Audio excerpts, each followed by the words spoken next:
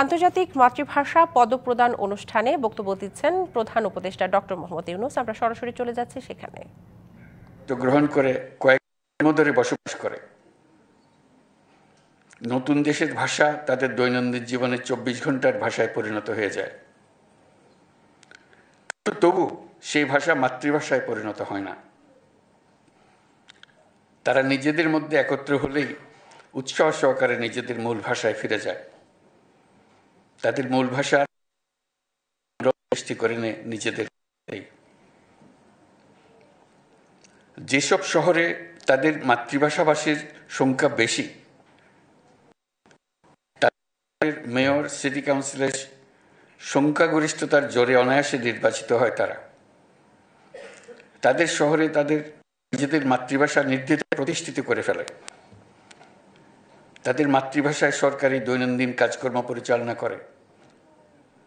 তাদের ভাষাভাষী পুলিশ শহরের আইনশৃঙ্খলা রক্ষা করে। অথচ শহরের গণ্ডি ছাড়ালেই তারা আবার তাদের নতুন ভাষায় সাবলীলভাবে ফিরে যায়।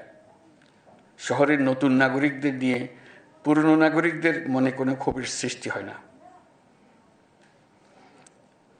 এক ভাষা শিখলেই ভাষায় দুর্বল হয়ে পড়বে, এই ধারণার কোনো ভিত্তি নেই।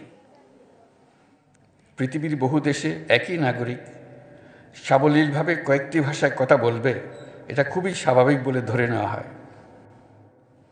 তারা শৈশব নানা ভাষা স্কুলে পড়ার সময় প্রত্যেক ছাত্রকে অন্তত একটি ভিন্ন ভাষা শেখা বাধ্যতামূলক করা হয়। ছাত্ররাও আনন্দ সহকারে সেটা করে থাকে। ইংরেজি শিখলেই বাংলা ভুলে যেতে হবে, এরকম কোনো চিন্তা তাদের কারো মাথায় আসে না। আমরা দ্রুত গতিতে নতুন পৃথিবী সৃষ্টি করে চলেছি। এই জন্য মূলত নিত্য নতুন প্রযুক্তি প্রধানত দায়ী। প্রযুক্তির প্রাধান্যের সঙ্গে আসে ভাষার প্রাধান্য। যে দেশের প্রযুক্তি পৃথিবীতে প্রাধান্য অর্জন করতে থাকবে, তার সঙ্গে প্রাধান্য অর্জন করতে থাকবে প্রযুক্তিদাতা দেশের ভাষা। সারা পৃথিবী এই ভাষা শেখার জন্য ঝাঁপিয়ে পড়বে। স্পুটনিক যখন মহাকাশে উড়ল, সারা পৃথিবী রাশিয়ান ভাষা শেখার জন্য ঝাঁপিয়ে পড়ল। যে স্কুলে, যে বিশ্ববিদ্যালয়ে রাশিয়ান ভাষা শেখানো হয় না, সেই শিক্ষা প্রতিষ্ঠানগুলো ছাত্রদের এবং অভিভাবকদের উৎসাহ হারিয়ে ফেলল।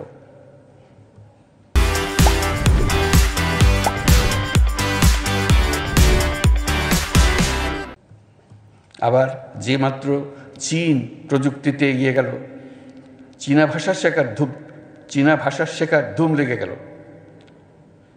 যে দেশ পৃথিবীতে নেতৃত্ব দেবে, পৃথিবী সে দেশের ভাষার দিকে ঝুঁকে পড়বে। এটাই নিয়ম।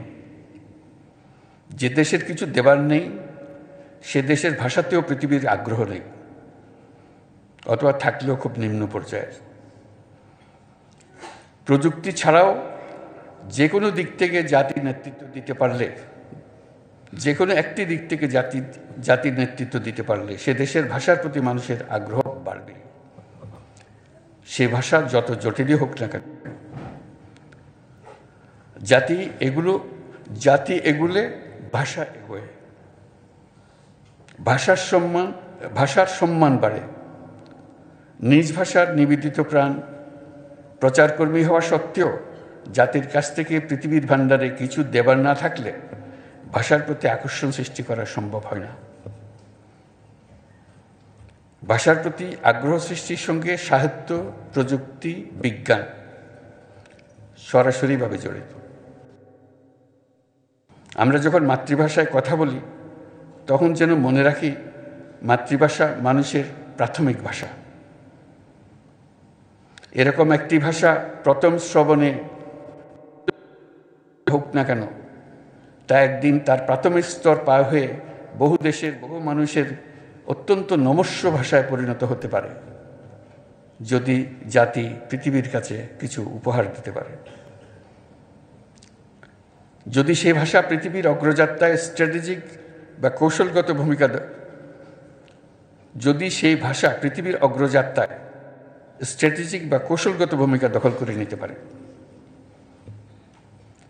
আজ আমরা মাতৃভাষা দিবসে সকল মাতৃভাষা উন্নয়ন ও সংরক্ষণের জন্য প্রতিজ্ঞাবদ্ধ হলাম।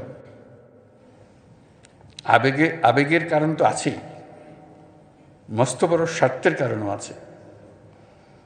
এখন আমাদের জানা নেই কোন অজ্ঞাত নামহীন মাতৃভাষা পৃথিবী সম্পূর্ণ পাল্টে দেবে। করলে মস্ত ভুল কাজ করব। আজ বিশ্ব মাতৃভাষা দিবসে আন্তর্জাতিক ভাষা ইনস্টিটিউটের সার্বিক সাফল্য কামনা করছি।